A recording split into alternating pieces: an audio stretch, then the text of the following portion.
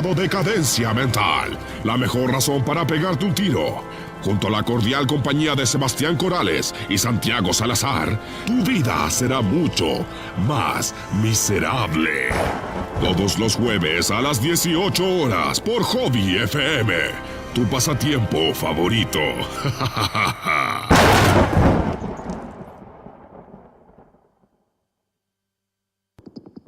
¿De qué eres fan? ¿Qué te gusta? ¿Qué te apasiona? Escena Fan tiene para ti las mejores comunidades, lo mejor del G-Rock y todo lo que un fan requiere para saciar su sed de fanatismo. Todos los viernes a las 19 horas descubre una aventura con Kaiji y Fabi, en donde el fan es el protagonista. Solo por Hobby FM, tu pasatiempo favorito.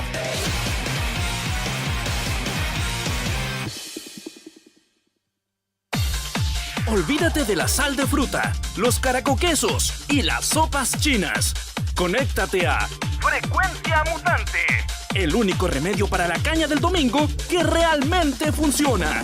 Actualidad del mundo ñoño, entretención, eventos y más noticias, con invitados de lujo y la mejor música. Acompaña a Carla, Juan y Javo todos los domingos de 13 a 15 horas en hobbyfm.cl, porque somos tu pasatiempo favorito.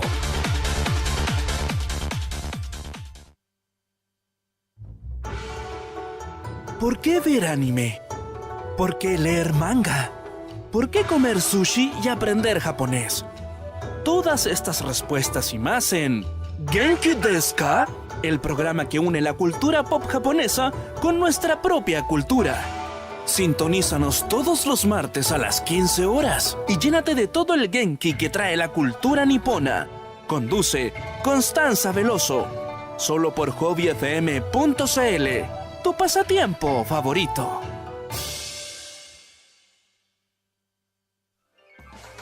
Desde el año 2015, LDP Magazine se encuentra estimulando la creatividad y la lectura a través del arte fantástico. Mes a mes encontrarás en nuestras páginas arte, cultura, relatos, literatura, ilustraciones, narrativa gráfica, cine y mucho más. Búscanos en www.ldpmagazine.cl. Los del Parque, estimulando la creatividad y la lectura a través del arte fantástico.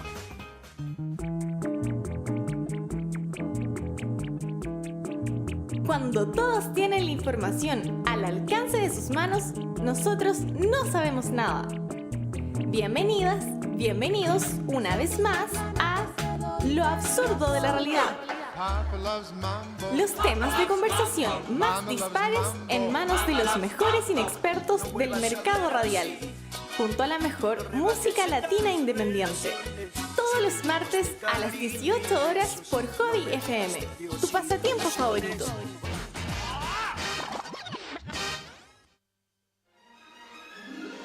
Desde Chile para el mundo, escuchas hobbyfm.cl, programación 24/7, diseñada para acompañarte en cualquier momento de tu día o noche.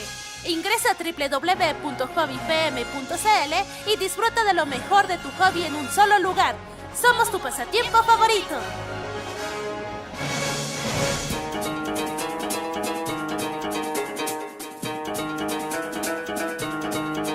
Nuestros columnistas guardan sus lápices y textos para acomodarse frente a los micrófonos de Radio Hobby FM, tu pasatiempo favorito. Aquí comienza LDP Magazine en vivo. 6 años estimulando la creatividad y la lectura a través del arte fantástico. Conducido por Roberto Alfaro Vergara, junto a Leonor Dinamarca, Patricio Alfonso, Marcos Cortés y el staff de LDP Magazine. Ya están al aire. Muy buenas tardes y frías tardes, amigos de Hobby FM. Bueno, perdonen un poquito, estamos trancados a la garganta. Estos fríos que nos están atacando es muy fuerte, pero ya estamos aquí con el panel de LDP Magazine. Hoy contra nuestro amigo Marco Cortés. ¿Cómo estás, Marcos? Bien, pues igual tratando de capear un poco el frío y evitar de que nos afecte la garganta para que nuestra voz salga clara y nítida a nuestros oyentes en Radio Hobby FM. Perfecto. Romy, ¿cómo estás tú? Muy, muy, muy bien. Emocionada con el tema de hoy, así que estoy esperando nomás que comience. Empecemos. Terrence. Yo ya tengo la garganta líquida, así que Está al otro lado. sí, estoy asumido, pero hoy día vamos a darle con todo. Quiero hablar de Messenger. Y de todo un poquito. Hace mucho tiempo que quiero hablar de él. Perfecto. Y tenemos a nuestro amigo José Hernández, que es parte del EDP también, pero principalmente de su idea de Fantástica Chile. Y un honor tenerlo acá, porque ha costado harto que estemos comunicados, porque ahora está muy ocupado el caballero haciendo clases. ¿Cómo estás, José? Yo muy bien, también es un honor gigantesco estar entre medio de tantos grandes de la literatura, del cómic, de la arte gráfica, también junto con Romy Rick, que también fue parte, y esperemos que vuelva a ser parte de Fantástica Chile. Y también más desocupado me tocó hacer un reemplazo, así que cuando uno hace un reemplazo tiene que hacerse cargo de todo lo que hay en los meses anteriores y tratar de organizarlo, pero ya salí de ese paso y espero empezar a trabajar activamente. Perfecto. Antes que se nos olvide, vamos a saludar a un santo atrasado que fue de Carolina Contreras, que ayer estuvo 17, que es una de las pocas personas que aún le gusta celebrar los santos, igual que a Verónica. Así que un abrazo y las mañanitas pues te las cantamos en privado porque estamos ya contra el tiempo. Así que comenzamos con este programa que está dedicado a la literatura fantástica Made in Chile, que es parte también de la parte de LDP Magazine, que todos los meses estamos escribiendo sobre el tema. Así que le damos la palabra a Marcos para que iniciemos este programa. Muchas gracias. Bien, hoy día nos toca hablar de la literatura de ciencia ficción chilena y su evolución. En algunas actividades que me ha tocado realizar en distintos lugares, me he encontrado con la sorpresa que hay mucha gente, Roberto, que no tiene idea que acá en Chile tenemos una cantidad más o menos importante de autores y que tenemos una tradición literaria en torno a la literatura de ciencia ficción, en cuanto a creadores, en cuanto a autores, en cuanto a investigadores. Y yo creo que es bueno empezar a organizar esto, es bueno transmitirle a la gente para que vaya sabiendo, para que se vaya enterando de que acá también hacemos buena literatura y tenemos una tradición que se arrastra, fíjate, desde principios del 1800, más o menos, y hacia adelante, hasta nuestros días, una cantidad de autores, entre escritores y escritoras, y que han abarcado una variedad más o menos importante de temáticas en torno a lo fantástico, y específicamente a la ciencia ficción.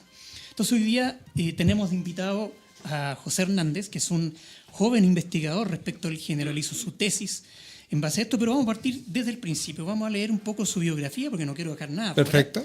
No quiero que la memoria me traicione.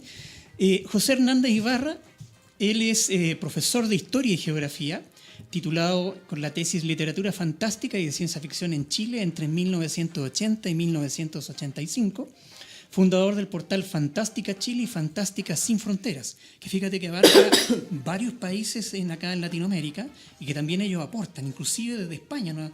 Le llegan a José algunos escritos para incluirlos en la página, en el sitio de ¿cómo se llama?, de Fantástica Sin Fronteras.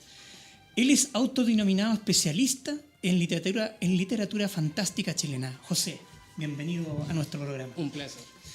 Cuéntanos un poquito esta última parte que dice especialista en literatura fantástica chilena.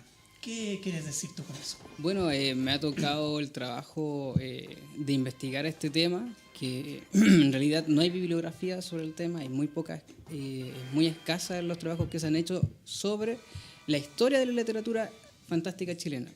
Hay muchos índices en los cuales se hacen enumeración, pero pocos trabajos en los cuales se aborden cuáles han sido los cambios históricos y el efecto que ha provocado en los autores y eso cómo ha provocado también cambios en la producción literaria del género. Eso fue mi tema específico.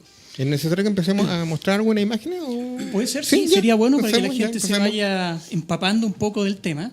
Vamos a mostrar algunas imágenes que están asociadas a películas. Algunas de ellas, no todas, algunas de ellas están inspiradas en algunas obras de ciencia ficción de autores clásicos, autores internacionales. Y un poco para definir esto, José, en pocas palabras, ¿cómo definirías tú la ciencia ficción? ¿Es posible definir la ciencia ficción? Aquí entramos en la batalla. Yo sé que muchos van a sacar espada y cuchillo en este momento, pero la batalla con respecto a la definición de ciencia ficción es bastante difícil de acercar porque es una literatura que se basa principalmente en una narrativa con base científica. Estamos analizando solamente ciencia ficción. No estamos tomando literatura fantástica ni literatura de fantasía. Entonces, definir qué vuelve a una obra de ciencia ficción y qué no la vuelve o qué deja de clasificarla como ciencia ficción es bastante complejo porque implica, etcétera, o sea, la semántica, implica la idea del relato, implica la definición de ciencia ficción, del término de ciencia ficción. Entonces, es muy, muy difícil tratar de definir qué es ciencia ficción. Algunos lo definen como una narrativa con base científica, otras personas lo definen como una proyección científica novelizada. Ahí tendríamos que ver cuál es. Yo principalmente me quedo con la parte que habla sobre la intención del autor. La definición y la diferencia que habría con literatura de fantasía sería que el autor tiene la intención de entregarte un relato en el que te maraville, sin importar la regla o tal vez estableciendo unas reglas para su propio mundo. Mientras que la ciencia ficción trata de maravillarte con los avances de la ciencia y el autor no tiene la intención de maravillarte con las reglas de ese mundo, sino con las reglas de nuestro mundo. Entonces, la forma de definir, de dividir a una obra entre ciencia ficción o no, es si el autor tiene la intención de mantener las reglas que conocemos en nuestra realidad y seguirla a través de esta proyección científica. Mira, yo en una oportunidad escuché a un científico que dijo, a ver, si yo hiciera un parangón entre ciencia ficción y ciencia, o la literatura que habla de ciencia ficción y la ciencia, podría decir, yo como científico voy a desarrollar un automóvil que sea capaz de volar. Y obviamente le va a permitir a las personas transportarse de una manera distinta como lo hacemos hoy día. Un escritor de ciencia ficción no se enfocaría en el automóvil y la tecnología que está dentro del automóvil. Él se enfocaría específicamente en la problemática social que estaría en torno a cómo sería usar automóviles que vuelan. En alguna medida eso vendría un poquito a definir el enfoque que tiene el escritor de ciencia ficción, que no está centrado en el producto de la tecnología, sino que en el entorno, en el impacto social que provoca. Si pudiéramos decir que hay un origen en la ciencia ficción, ¿crees tú que hay un origen en el término o en la literatura de ciencia ficción? Sí, más que nada la habría a partir del siglo XIX, fines del siglo XIX. Como tú dices, y como bien dice, dentro de los grupos más heterodoxos de los teóricos de la ciencia ficción implican que la literatura tiene que tener esa base o ese aspecto científico, tiene que tener ese punto central, el núcleo del relato tiene que ser un aspecto científico. Para este grupo heterodoxo, que tú escribas, no sé, cómo hacer la sociedad en 100 años más, no es ciencia ficción. Incluso en una entrevista que hubo en varios panelistas, estaba Hugo Correa, estaba Igor Saavedra, estaba hablando Bradbury con Hugo Correa, y Bradbury le preguntan, no Bradbury, bueno, no recuerdo bien. Correa era amigo de Bradbury. Sí, era Bradbury. Bradbury, le preguntaban qué era ciencia ficción y él hablaba sobre este tema. No, es una proyección social en la cual nosotros planteamos un futuro y que toda la obra de ciencia ficción tiene que tener un futuro. Pero Igor Saavedra le debe hacer una pregunta a Bradbury. Le pregunta, ¿qué tiene de ciencia ficción una obra cuando habla netamente de tecnología? O cuando habla sobre un auto que es capaz de volar. ¿Dónde está la ciencia ahí? Porque si bien es cierto, un libro que se escribe sobre un auto que puede volar y describen toda la mecánica, no es ciencia ficción porque no está hablando de la ciencia, está hablando de la tecnología. Entonces ahí como que todos los panelistas se quedaron mirando entre sí porque, claro, si hay que ser heterodoxo y ocupar la definición por término, ciencia ficción hablaría netamente sobre el desarrollo científico, sobre la ciencia que hay detrás, sobre la fuerza electromagnética, sobre el uso de la ciencia implícita para desarrollar esa tecnología. La tecnología sería la consecuencia del desarrollo científico y la ciencia ficción debería ir al punto original, no a la consecuencia, ni siquiera a la consecuencia final del impacto en la sociedad que tendría el autovolador.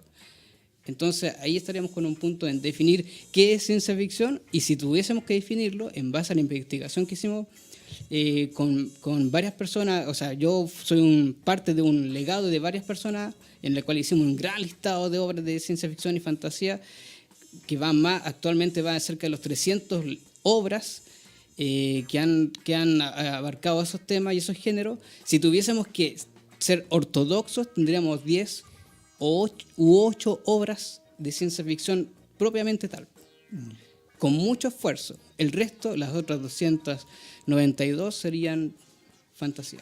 En buenas cuentas, bueno, si nos vamos un poco al origen, cuando se acuñó el término ciencia ficción, en aquella época, 1920, por Hugo Gernsback.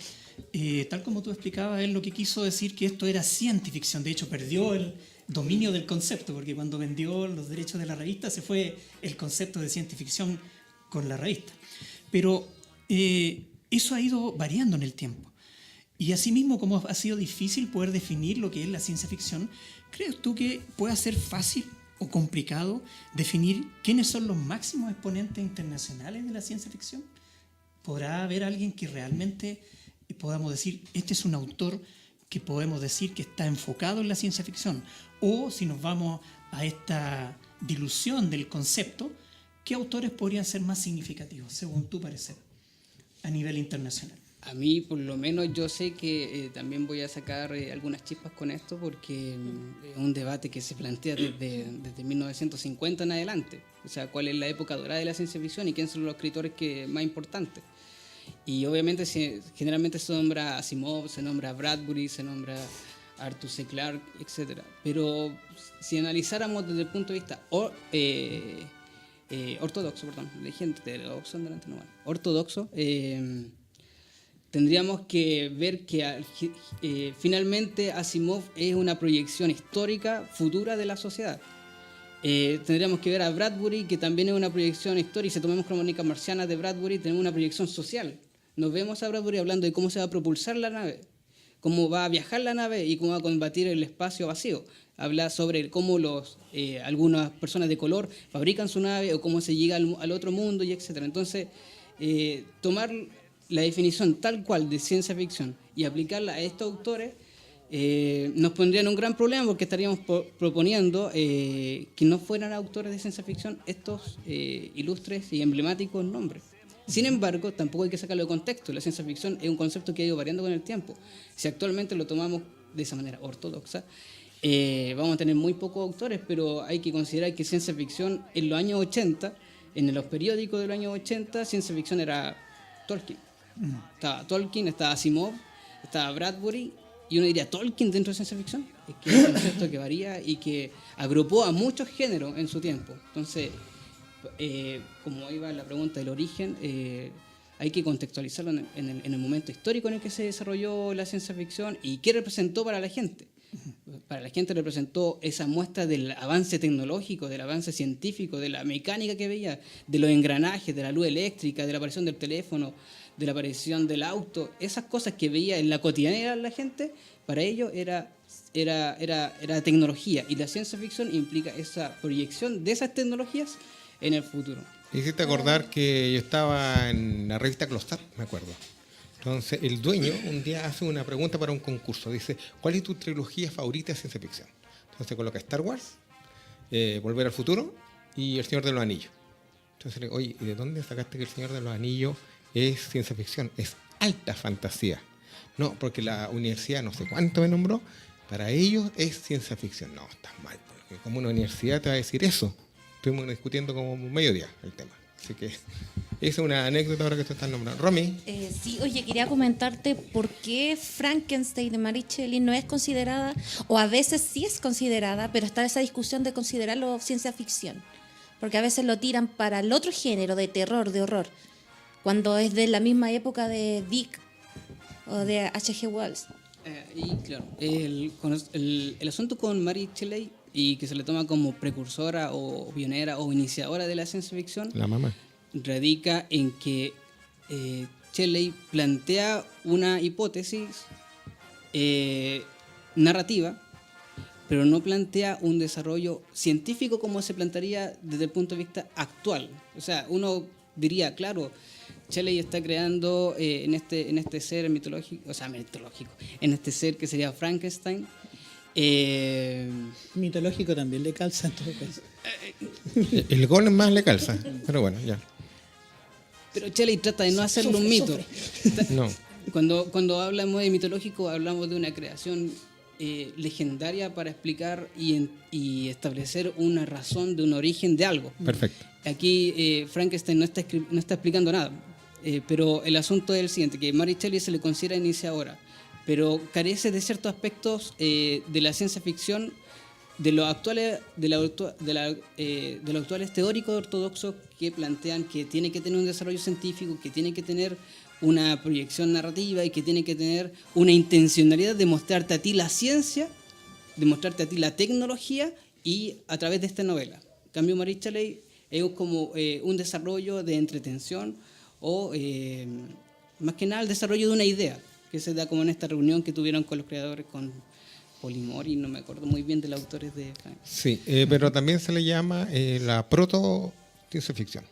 Y claro, claro, porque tampoco hay que ponerse tan estrictos con los conceptos, si también los conceptos van a variar con el tiempo. Más todavía, por ejemplo, si hablamos de Julio Verne, quizá hoy en día ya se les dé otra connotación a Julio Verne, no como un iniciador de ciencia ficción, sino como un...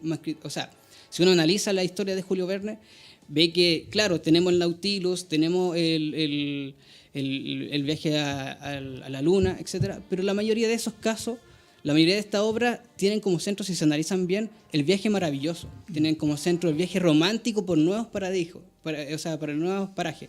El planteamiento romántico de tierras exóticas nuevas. Entonces, como que a Julio Verne se le habrá ocurrido, pero hagámoslo más extremo todavía, mandémoslo a la Luna o al centro de la Tierra o alrededor de los mares. Pero ese es el aspecto de Julio Verne. ¿Y qué le agregamos también? Un poquito de ciencia, un poquito de tecnología. Pero Julio Verne no va a desarrollarte la ciencia o la tecnología. Va a desarrollarte el viaje exótico como parte, como una extensión del romanticismo del siglo XIX. Entonces, hoy en día está pasando esto, que a Mary Shelley se le está cuestionando su punto en cuanto a la ciencia ficción. Va a empezar el cuestionamiento de Julio Verne. Y vamos a ver que se va a empezar a dividir, sobre todo con el efecto que ha tenido la ciencia ficción en el cine actualmente, con el conflicto y la polémica que hubo si Gravedad era una película de ciencia ficción o no. Porque si se toma a Gravedad como ciencia ficción, se le estaría tomando como una proyección. Pero en realidad es casi una película realista de qué pasaría en una nave espacial si ocurriese un problema con los astronautas y con las naves espaciales. Pero no implica eso un futuro. En cambio, sí interestelar. Entonces, cuando se plantean esas problemáticas de qué es ciencia ficción o no, se llega a estos puntos de división en los cuales no se considera el aspecto histórico en el que surgieron y que al final derivaron en que Mary Shelley se convierta en la pionera de la ciencia ficción. Verne decía que él lo que escribía eran historias juveniles para que los chicos se interesaran en los avances científicos y tecnológicos. Sí. Teren, ¿tú quieres decir algo? Hay algo que me imagino que lo tienen que haber planteado en algún momento. Los dos términos de ciencia ficción, ciencia y ficción, se confrontan, se complementan. A veces uno va a estar más por encima del otro. A veces el autor no va a permitir que la ciencia le impida terminar de contar su historia. A mí me pasa que, claro, con el asunto de Mary Shelley, ella proyecta, ya, vamos a crear un hombre artificial. Y después todos tienen que lidiar con las consecuencias de ese hombre artificial. Me pasa mucho con las novelas de ciencia ficción de diferentes autores, y a mí me interesa mucho el tema de qué es lo que ocurre con la sociedad cuando llega a un cierto avance tecnológico. Ahora, mientras hablaba, me acordaba de las novelas de Dan Simmons, la saga de Hyperion, donde proyectaba muchas cosas que tenemos en este momento. Es decir, Internet evolucionaba en un tecnolúcleo que es una inteligencia artificial que se maneja por sí sola, que un día no voy a contar el libro, pero un día se enoja con los humanos y decide cortar comunicaciones y deja a los humanos varados en una edad preindustrial. Es decir, me gusta mucho la idea de la ciencia ficción por ese lado, en cómo nos afecta como sociedad. Porque pasa, o sea, tú te basas en un principio científico y de repente ese principio científico evoluciona, o hay datos que tú no tienes. Hay un libro, un compilado de Asimov de sus cuentos de ciencia ficción favoritos. Y cuando los compilaba decía, claro, este cuento me gustaba mucho, pero la base científica que tenía se quedó corta. Sí, mírate, ¿cuál se llama? Nuestro amigo Jorge Alberto Collado, saluda a Coquimbo, me dice que a él le gusta mucho la definición de Ted Chiang, que aporta la frase, es un laboratorio filosófico. Bueno, yo tengo acá una frase que dijo Úrsula K. Le Guin, una autora que se movía en ambos ámbitos, la Sí. fantasía y la ciencia ficción. Terramar. Y cuando a ella le preguntaron en algún momento qué es para ella la ciencia ficción, ella puso, la ciencia ficción no es algo menor, y no es solo ni especialmente la Enterprise, Star Wars o las tropas del espacio. Significa experimentar con la imaginación, responder preguntas que no tienen respuesta, implica cosas muy profundas y que cada viaje es irreversible. Bueno, hemos ahondado harto en el tema en cuanto a la definición de ciencia ficción y un poco al origen.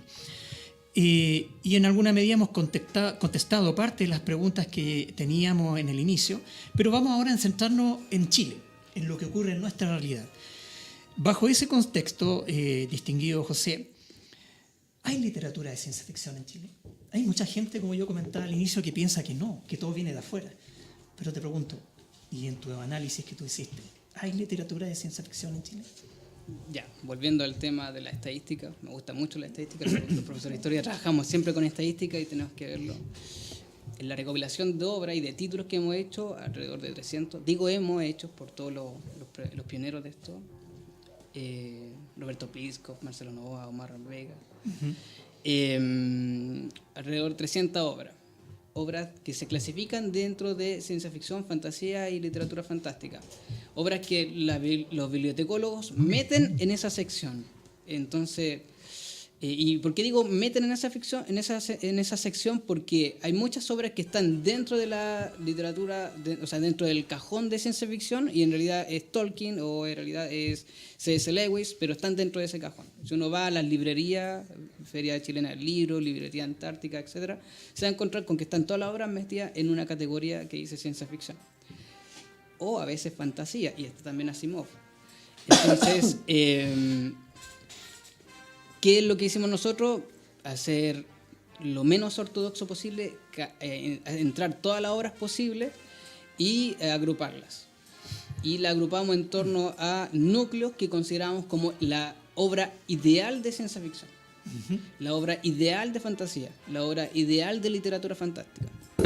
Entre paréntesis, la literatura fantástica se diferencia de la literatura de fantasía, porque la literatura fantástica te plantea a ti una situación en la cual tú no tienes idea si esto está pasando o no. Un cuento de Edgar Allan Poe o cualquier otro autor que te haga preguntarte, ¿estará pasando realmente esto o será un producto de la sugestión? Ahí después el autor decide si te dice no, fue un producto de la sugestión o realmente fue un fantasma. En cambio, la fantasía te plantean de inmediato que todo esto es falso, pero te hacen a ti entrar en este juego de imaginártelo. Entonces, en base a estos ideales de qué podría ser el ideal de ciencia ficción, sí, tendríamos obras, pero tendríamos obras a partir de 1980, a partir de 1970. Si generalmente se habla de la primera obra de ciencia ficción, que yo sí, siendo amplio de visual, ni el nombre ni el autor. diría que sí, que podría ser, pero siendo estrictos y siendo ortodoxos, tendríamos en 1989, 88, una obra que uno diría, es como, se acerca mucho al ideal. Obviamente esto es un ideal platónico, es decir, un ideal que no existe, pero que sí tratamos de tener una idea de qué podría acercarse uno, o cuáles serían las obras que están en el perímetro de este ideal. Entonces, sí, hay obras de ciencia ficción en Chile, hay escritores que están escribiendo ciencia ficción clásica o cincuentera, o escribiendo ciencia ficción antigua. Hay escritores que están haciéndolo y que son bastante buenos y me gustaría bastante que se les difundiera. Perfecto. Y bajo esa misma perspectiva, en vista que ya nos contestaste la pregunta de que hay ciencia ficción o literatura de ciencia ficción, en ese sentido, ¿tú crees que se ha hecho entonces un espacio de la literatura de ciencia ficción en Chile? ¿Se ha ganado su espacio o todavía está en ese proceso? Sí, se ha ganado ese espacio. Hay referentes con respecto a la ciencia ficción, netamente que los conozcan algunos es otra cosa, pero sí, hay un espacio de ciencia ficción. Recuerdo unas palabras de Jorge Baradit, que hablaba que no había ciencia ficción en Chile, porque la ciencia ficción en Chile la ciencia ficción chilena debiese ser con motivos chilenos, no sé, criaturas mitológicas, etcétera. Pero también hay otras palabras como la de Sergio Meyer que dicen que no importa si tiene chileno o no el relato. Si se ve como una obra basada en el futuro o con avances tecnológicos, ya es ciencia ficción. En base a esos parámetros, sí habría ciencia ficción en Chile y ya está ese segmento literario. Hay algunos que, por ejemplo, recuerdo a Aldo Astete, que les cambiaron el nombre, no se pelearon tanto con el concepto, sino que establecieron literatura de borde, así le llaman, literatura de borde, todo lo que sea fantasía, ciencia ficción, terror, etcétera, literatura de borde, porque no es del mainstream, no es de la corriente central. Macarena Areco, una especialista en la Universidad Católica, decía, pero ¿qué es eso del mainstream? No existe el mainstream, no existe como la corriente central. Pero sí en la crítica literaria sí existe la corriente central. La literatura realista, la literatura histórica, la literatura de la dictadura, la literatura que habla sobre la vida de los jóvenes, esa literatura donde no aparece un fantasma, donde no aparece una nave espacial, donde no aparece un monstruo. Entonces, ellos solucionaron en la edición Austroborea, solucionaron diciendo esto es literatura de borde.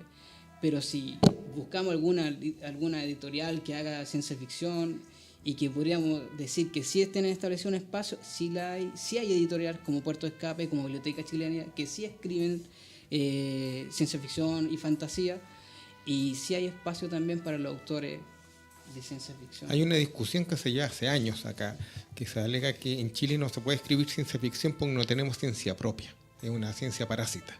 Entonces también es como una discusión. ¿Te acuerdas que el año pasado lo vimos en el ciclo? Y es una duda que se plantea desde la época de aproximadamente los años 70. Se plantearon a Antonio Montero, se lo plantearon a Hugo Correa. Sergio Meyer también, que un gestor, no tuvo tanta obra Sergio Meyer, pero en cada evento que se hiciese en Santiago o en Valparaíso estaba él, apoyando a los autores, dándoles consejos. Entonces, es una referencia. Él hablaba de que esta idea de que necesitamos una ciencia en Chile o una tecnología avanzada para tener ciencia ficción era falso. Era un argumento simple, un argumento que ocupaban autores como para decir, pucha, no puedo desarrollar una obra de calidad. Hay que considerar que la ciencia ficción y la fantasía son literaturas que no tienen gran calidad en Chile y en la mayoría de los países. ¿Por qué? Porque es escrita por jóvenes. Jóvenes que, con suerte, hoy en día han tenido grandes lecturas. Se le podría decir a un joven, ¿sabes qué? Mira, prefiero que tú leas Cervantes, prefiero que leas autores clásicos, que leas Dostoyevsky, antes de tirarte a la literatura fantástica, antes de escribir tu libro de ciencia ficción. Pero los jóvenes van y la escriben y si tienen plata la publican. Entonces, literatura, en cierta manera, de baja calidad. ¿Qué pasa con ello? Que la literatura que es de baja calidad se tiende a evadir, se tiende a tirar para los lados. Y ahí está el punto. Que cuando uno dice ¿dónde hay literatura de ciencia ficción de alta calidad? Es bastante difícil encontrarla acá. No se puede escribir buena ciencia ficción en Chile porque no tenemos ciencia.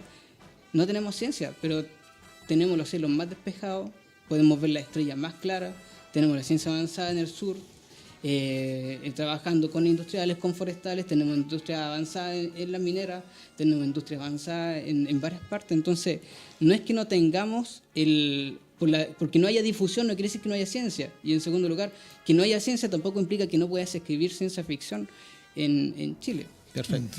Bien. En vista de que ya nos estamos acercando al tiempo, porque tenemos que dejarle espacio a Terrence, porque viene con un tema súper interesante y también a Ronnie, vamos a hacer las últimas 2 preguntas, pero estas van dirigidas especialmente a ti. Proyectos en los que estás inserto actualmente, con Fantástica Chile y con Fantástica Sin Fronteras. Siendo breve, Fantástica Chile es un grupo en Facebook que también tiene una plataforma de Blogger, en Blogspot, y la intención de esto fue netamente subir todo el contenido, toda la información que habíamos obtenido con la investigación histórica para desarrollar la tesis y subirla a internet. ¿Con qué objetivo? Con que no se encontrasen con tantas dificultades en encontrar bibliografía, en encontrar documentación, en encontrar información sobre la literatura fantástica chilena y en general sobre la teoría fantástica. ¿Por qué? Porque yo pasé 3 años en la Biblioteca Nacional buscando referencia histórica, referencia de autores y estableciendo ya una línea continua, histórica y sólida, justificable, con notas al pie de página, por así decirlo. No producto de la imaginación. Pero de nada sirve esa información si después no va a estar al acceso de la gente, de los futuros investigadores. La intención de Fantástica Chile es eso, establecer un punto en el cual usted vaya y busque y diga, ¿quién es Antonio Montero? Acá tiene Antonio Montero. Acá hay un PDF completo que habla de toda la obra, y la reseña histórica y cómo se desarrolló su vida. Eso es Fantástica Chile.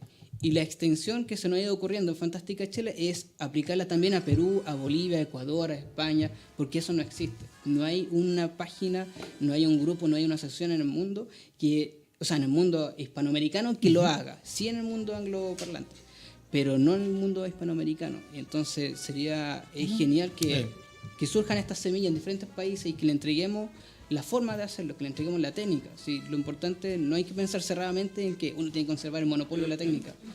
No, nosotros tratamos de liberar todo eso para que se propague. Es como una especie de teósfera, ubica la teósfera. Más que nada nosotros lo vemos desde el punto de vista computacional, somos fanáticos de Linux y en Linux todos trabajamos para todo. Entonces, no, pero Teósfera, ¿la ubica? Que es un sitio web dedicado al estudio de la ciencia ficción, del cómic internacional. Y hay muchos chilenos aportando para allá. Entonces también tú buscas a Juanito Pérez, ahí está Juanito Pérez con toda su biografía, quién es, lo que ha hecho y algunos links para contacto. Sí, por eso me acordé. Así que muy buena iniciativa. Sí, pues la idea es hacer eso, porque no tengan tantas dificultades y que no pierdan tanto tiempo. No tengan que ir a la Biblioteca Nacional a buscar esa información, no tengan que ir a entrevistar a cada uno de los escritores, porque todas las entrevistas que le hice a los escritores fueron grabadas y va a estar en internet, van a estar disponibles para, obviamente con partes cortadas, por supuesto. Perfecto. Y finalmente, estimado José, ¿cuál es tu libro de ciencia ficción clásica chileno favorito y por qué? Ya, hay un libro que a mí me gustó mucho cuando tuve que leer la mayoría de los libros que tenía en la lista para tener una idea de qué trataban y sobre todo ese maravilloso punto del libro que es el prólogo, porque en el prólogo se habla sobre el autor, se habla sobre la vida del autor y cómo desarrolló. Y sobre todo las partes de atrás de los libros que traen la biografía del autor, que en muchos casos no se conoce. Quiero destacar sobre todo un libro que se llama Puerta de Escape. No Puerto de Escape, esa es la editorial. Se llama Puerta de Escape, es de Claudio Jaque. Lo considero uno de los libros que yo sentí que se centraba, que era más cercano al núcleo de lo que podemos decir ciencia ficción clásica. Es uno de los libros que han sido más redondos, más bien estructurados. No cae en el estilo clásico juvenil que está lleno de errores, de contradicciones. No, este es súper sólido, filosóficamente, súper nutrido y a mí me gustó bastante. Lo recomendaría porque es un libro que es necesario rescatar, es un libro que es necesario que lo compren si es que está en la Cuneta, si es que está en una feria de las pulgas, que lo rescaten. Para mí sería eso. Y eso sería, bueno, más que nada, eso sería la respuesta. Perfecto. Entonces, te agradecemos, José, que hayas compartido con nosotros tu experiencia, el resultado de la investigación que tú hiciste en torno a la literatura de ciencia ficción chilena. Y bueno, igual nos va a acompañar porque ahora vamos a tratar otro tema súper importante. Antes, que no se olviden que tenemos un concurso que está corriendo en este minuto. Así es. Y la pregunta respecto del concurso es, ¿cuál es la primera obra de literatura? A ver, lo que está mostrando ahí Romy es el libro que se va a regalar a la pregunta que se hizo la vez anterior. Pero en el programa de hoy tenemos un concurso nuevo y cuya pregunta está asociada a que nos digan ustedes cuál es la primera obra de ciencia ficción, el primer libro de ciencia ficción escrito en Chile y quién fue el autor. Sí. Así que tenemos de regalo un libro también de ciencia ficción de un autor chileno que Roberto ya les va a indicar y creo que está publicado también en la red. Sí, a ver, esto es una manera bastante fácil. El aviso ya se subió en este minuto en Facebook, ya lo dejamos amaestrado en Facebook para que saliera ya la publicación. En este minuto está arriba. Entonces lo único que tú tienes que hacer es lo siguiente: compartir esta publicación y darles un me gusta a la fanpage de LDP Magazine, invitar a 2 amigos que hagan lo mismo y responder la siguiente pregunta: ¿cuál fue la primera novela de ciencia ficción chilena? Entonces esa es nuestra pregunta y también ustedes la van a encontrar ahí anotadita para que no tengan ningún problema. Y tenemos ya un ganador del concurso anterior, que era justamente el libro de Jorge Alberto Collao. Entonces estoy buscando aquí el ganador. El resultado del concurso de Frankenstein era la siguiente pregunta: ¿cuál era el nombre del doctor Frankenstein en la versión cinematográfica de 1931? Es fácil. El nombre era Henry Frankenstein, totalmente distinto a Víctor Frankenstein, que es la versión literaria. Entonces el ganador es Roberto Rivera, que lo vamos a estar contactando por Facebook para que nos pongamos de acuerdo con él cómo entregarle el libro. Así que ese es nuestro primer ganador. Así que ahora vamos a pasar a nuestra segunda parte, ya que es directamente que vamos a tratar a Mazinger, pero estoy viendo acá que nuestro amigo, ¿cómo se llama? Jorge Alberto Collado, nos está haciendo unas dos pequeñas declaraciones de terminar con el tema ciencia ficción. Dice: Val Harman, autor argentino y ontologador de ciencia ficción, plantea que ese rótulo está superado. Él se inclina por el rótulo de literatura especulativa. Y dice que también es interesante las categorías de hard y soft, o sea, ciencia ficción dura y blanda, que eso ya también nos vamos a dejar para otra ocasión. Así que ahora pasamos, Terrence, Romy, el micrófono es todo suyo para que destrocen Mazinger Z Infinity. A ver, ¿qué podemos decir de Mazinger Z Infinity? Es un saludo muy cariñoso a la bandera, a los niños de 45 años que lo vieron en su momento. Hay mucho elemento que se puede rescatar de él. La historia, de hecho, al contrario de otros remakes, de otros reboots que se han hecho, también de Mazinger y de otras cosas, respeta lo que se hizo antes. En la película comienza, como vamos a ver acá, siempre te dice 10 años después. Fue de la última batalla de la primera serie. Sí, pero ¿sabes qué? Lo que me gustó es que han hecho muchas versiones de Mazinger, no solamente la que vimos nosotros, y la película lo deja como bien abierto, es decir, 10 años después de la serie que tú hayas visto. Pero esta tiene el final clásico, se termina la batalla, gana el gran Mazinger, y tanto Mazinger como el resto de los robots son expuestos en un museo. El profesor Yumi es ahora el primer ministro de Japón, y Sayaka tiene el puesto de su padre. El hermano de Koji Kabuto le dieron la oportunidad de crecer por fin, ahora tiene 20 años y también es piloto de un robot. Y Kabuto dejó su etapa de piloto y ahora es científico siguiendo los pasos de su padre. La energía fotónica se usa en todo el mundo, es una energía limpia, limpia, sin límite. Terrence, consulta, ¿aquí Daisuke ya no está en su planeta? Aparentemente sí. Ah, ya. El asunto es que dentro del monte Fuji encuentran un Mazinger más, un Mazinger gigante que debe medir alrededor de 200 metros. Es tan grande que solo en su cabeza el Mazinger original ya cabría. Koji se dedica a revisarlo y tratando de encontrar al piloto, o en un lugar donde alguien pueda manejarlo, y se encuentra con Rei Ayanami. Al principio, cuando es rubia, dicen no, pero sí, es Rei Ayanami. Con mejor actitud y más alegre. Sí, eso sí. Es un personaje muy Gonagaye, es inteligente, es rápida de pensar, es amistosa, no pierde la inocencia. Y básicamente aquí los protagonistas son su nombre es Lisa, vamos a decirle Lisa Ayanami. Ahí ella es muy feliz, está todo el día contenta. Y el resto de los personajes no pasa de ser un cameo, no pasa de ser un personaje de apoyo, así, hola, estoy acá, y ahora hago esto. Es como para los fanáticos de antaño para decir, sí, el personaje de la serie. Lo que descubre Koji es decir, oye, yo he vivido aquí toda mi vida, hemos encontrado miles de cosas en el monte Fuji, y ahora aparece un Mazinger de 500 metros, 200 metros de altura, no sé. Su teoría es que el uso de la energía fotónica no era tan limpio ni tan inocente, y en vez de contaminar, lo que hizo fue abrir espacios a otras dimensiones. Y este robot gigante viene de otra dimensión, y por esa misma dimensión se colaron todos los enemigos que habían muerto. Por ejemplo, en algún momento al conde Brocken o al conde decapitado le dicen, oye, pero tú no estabas muerto. Sí, es una experiencia increíble, tienes que vivirla alguna vez.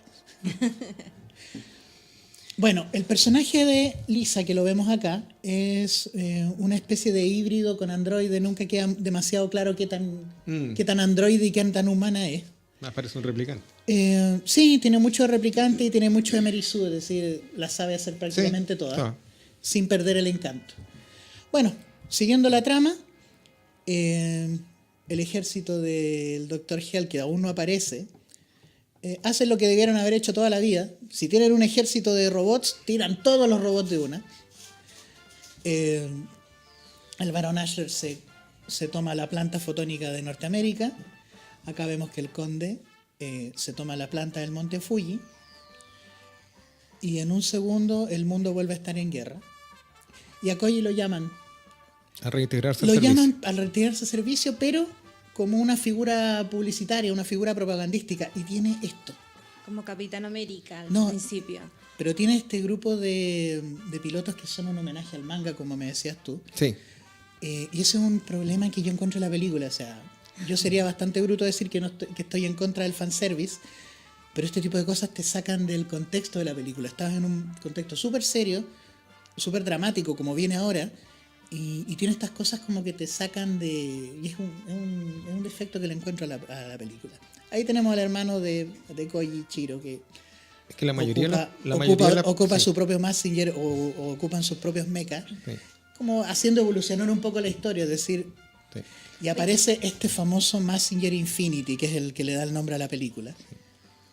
Y ahora tiene un sistema de armas que es maravilloso, que solamente con un puro ataque.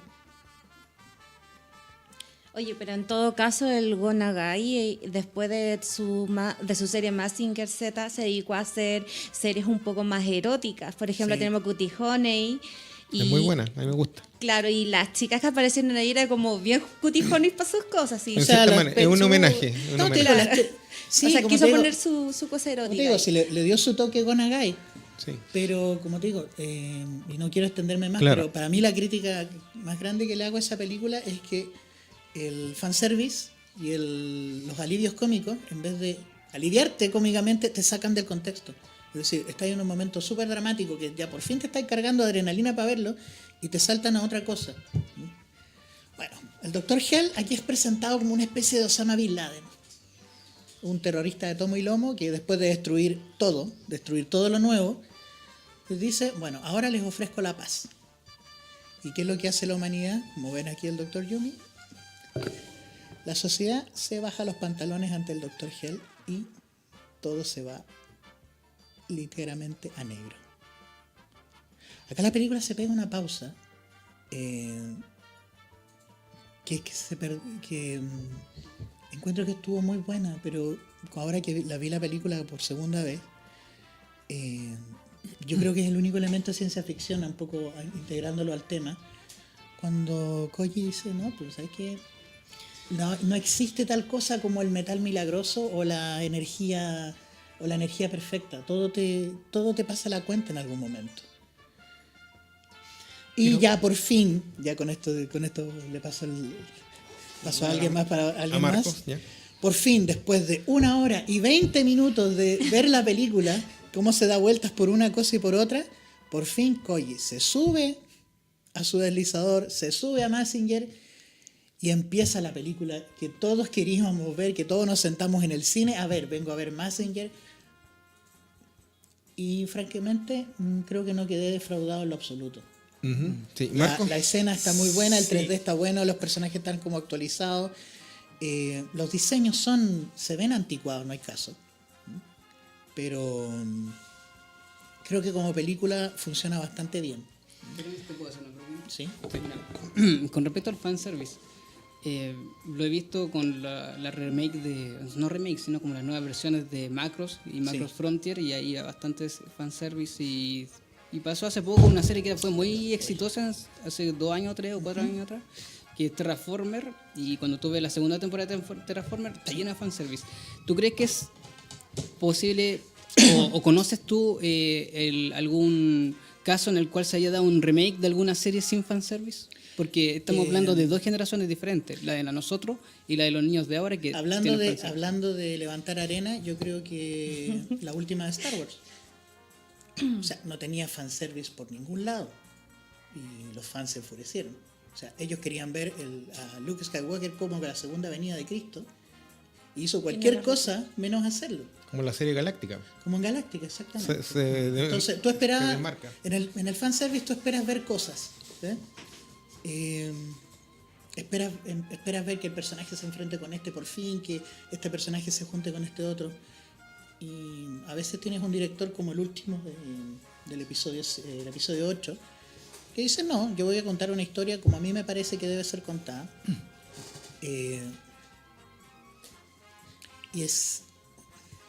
Y provoca la reacción que uno está esperando. Es decir, no me quiero extender mucho con Star Wars, pero creo que cuando fui a verla al cine encontré que era una historia bastante sólida, es decir, con todos sus problemas, o sea, militarmente. Me acuerdo que en YouTube vi el análisis de un militar sobre la estrategia que tenían los dos bandos, la Primera Orden y los rebeldes, o la Alianza, como no me acuerdo, tenían otro nombre, la Resistencia. Y los dos tenían ideas pésimas, o sea, funcionaron pésimos, no respetaban su cadena de mando, no había comunicación entre los superiores y los subordinados. No había una cabeza real. Claro. Exacto. Pero respondiendo a tu pregunta, yo creo que hay que mantener el equilibrio. O sea, cuando me pasa con el término ciencia ficción, tienes que equilibrar la ciencia con la ficción. A veces te vas a ir más por uno y te vas a ir más por otro. La clave es no aburrir a la audiencia, nada más. ¿Marco? Sí, no, yo quería comentar a propósito que previo a este programa que Terence nos pidió que comentáramos respecto a la energía, al concepto de energía que trataba de proponer esta nueva versión de Massinger.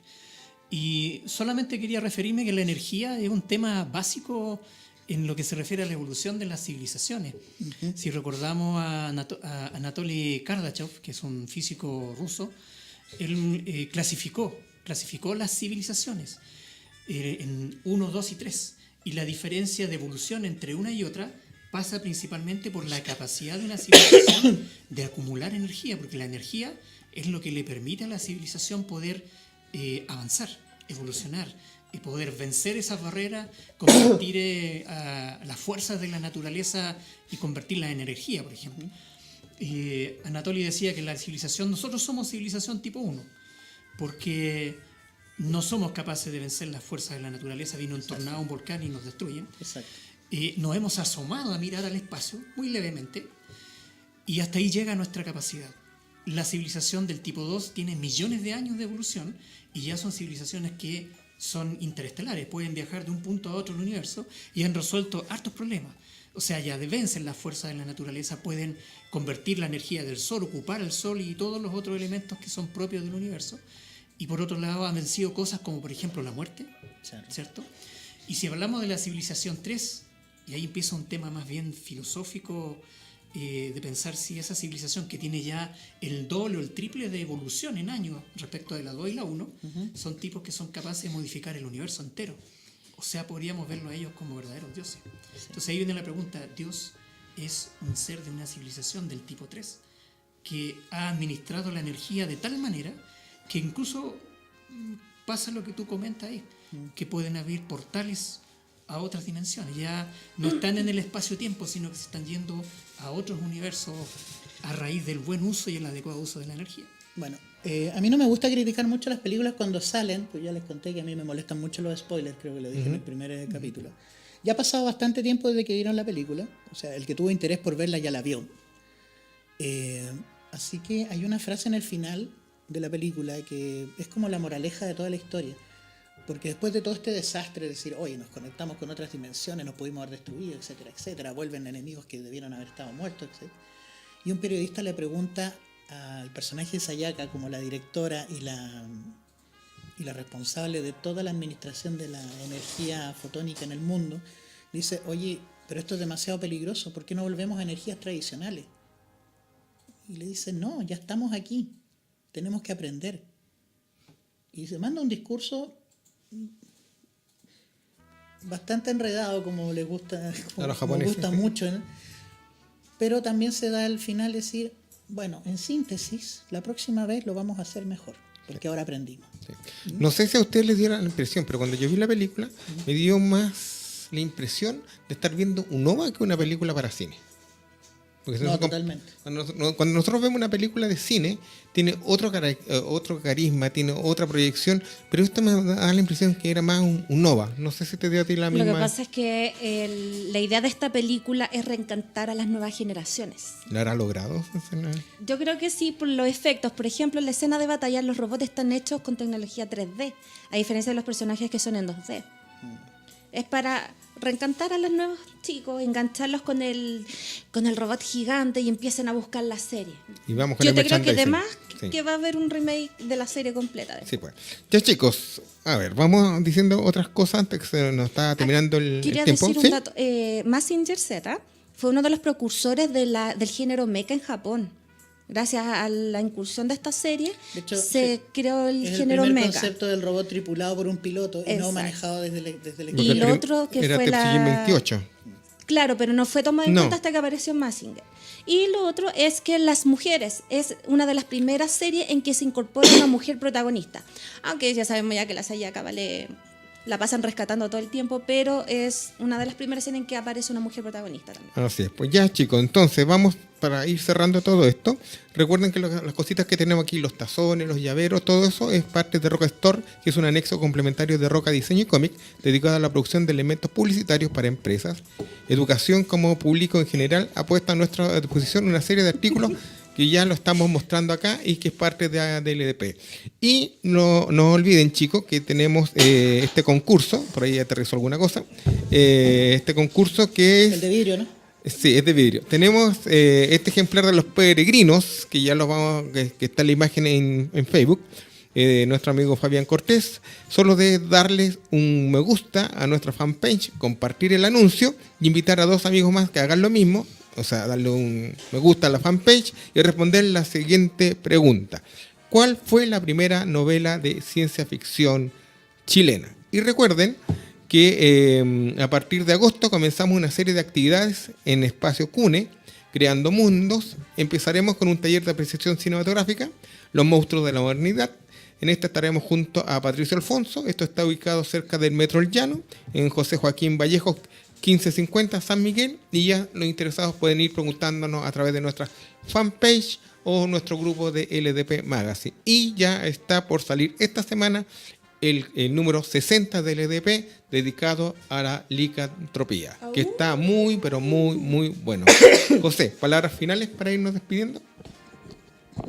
Más que nada un agradecimiento a todos los que me invitaron acá. Tenemos un gran escritor de ciencia ficción acá en Chile. Muchas gracias. Aquí a don Marcos lo hubiese nombrado también como uno de los precursores, porque también es uno de los precursores, como uno de los autores de muy buena ciencia ficción, porque es sólida y muy bien escrita. La escuela de Diego Muñoz Valenzuela es muy buena, y acá don Marcos también sabemos que va a ser, tengo la esperanza que va a ser un muy buen núcleo de difusión de la literatura fantástica y muy buena calidad en la pluma en cuanto a ciencia ficción. Pero también agradecer a todo el mundo que me ha ayudado en la investigación. Yo soy una punta de un iceberg, desde mi esposa Natalia Vázquez hasta Roberto Pliskov, que espero que un día también pueda compartir una entrevista con él. Perfecto. Romy, palabras finales. Chao, gracias. Chao, gracias. Terres. Si me lo permiten, me encantaría reseñar la semana que viene otra película de la Toei. Perfecto. El príncipe Susano y el dragón de 7 cabezas. Perfecto. ¿Marcos? Estamos todos esperando eso. Sí. Sí. ¿Marcos? Bueno, quiero agradecer a José, que tuvo la gentileza y la buena disposición de acompañarnos hoy día para hablar un poquito, porque es un tema que da para mucho, el de la ciencia ficción y la literatura de ciencia ficción, pero yo creo que más adelante vamos a ir abordando la temática desde otras aristas, para poder explayarnos un poquito más. El tiempo nos jugó un poco en contra, así que el próximo miércoles vamos a estar atentos a lo que nos va a contar Terence. Bueno, y si les interesa saber más sobre ciencia ficción y de adaptación literaria, vean nuestro número 50, que lo encuentran en www.ldpmagazine.cl, y en los números 57 y 58, donde ya empezamos a hablar sobre la historia de la ciencia ficción y sus autores. Así que, chicos, un abrazo, gracias por estar acá con nosotros y esperamos contar con su participación el próximo miércoles, donde vamos a tener de invitado a la ganadora del Aguacero Cómic en Valdivia, y a Yamila Huerta, que se integra finalmente acá a la fila, a promocionar su último lanzamiento de su editorial Félix Dorado. Así que un abrazo y nos estamos viendo en LDP Magazine en vivo por acá por Hobby FM. Un abrazo y nos vemos. Nos vemos. Gracias, hasta la semana que viene.